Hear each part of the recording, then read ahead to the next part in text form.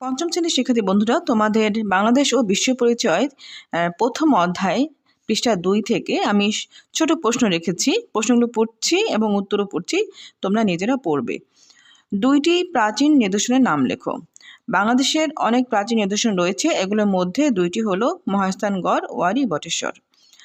অষ্টম শতকে কোন ধর্ম পালিত হতো? অষ্টম শতকে বাংলায় প্রধানত বৌদ্ধ ধর্ম পালিত হতো।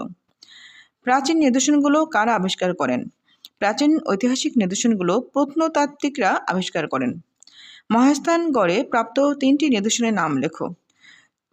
চওড়া খাদ বিশিষ্ট প্রাচীন দুর্গ, প্রাচীন ব্রাহ্মী শিলালিপি, পোড়ামাটির ফলক, ভাস্কর্য, ধাতব মুদ্রা, পুঁতি ইত্যাদি। মৌর্য আমলে মহাস্থানগড় কী নামে পরিচিত ছিল? মৌর্য আমলে মহাস্থানগড় পুন্ড্রনগর নামে পরিচিত ছিল। মহাস্থানগড় কোথায় অবস্থিত? মহাস্থানগড় বগুড়া শহর থেকে প্রায় 18 কিলোমিটার উত্তরে করতোয়া নদীর তীরে অবস্থিত। ওয়ারী বটেশ্বর কোথায় অবস্থিত? ওয়ারী বটেশ্বর নরসিংদী জেলায় অবস্থিত। ওয়ারী বটেশ্বর মূলত কিসের নাম? ওয়ারী বটেশ্বর মূলত 2টি গ্রামের নাম। ওয়ারী বটেশ্বরে প্রাপ্ত 2টি নিদর্শনের নাম লেখো। প্রাচীন রাস্তাঘাট, স্থাপাঙ্কিত রৌপ্য মুদ্রা। খোদাই পাথরের দৈর্ঘ্য কত? 3.35 মিটার লম্বা হলো খোদাই পাথর। ধন্যবাদ।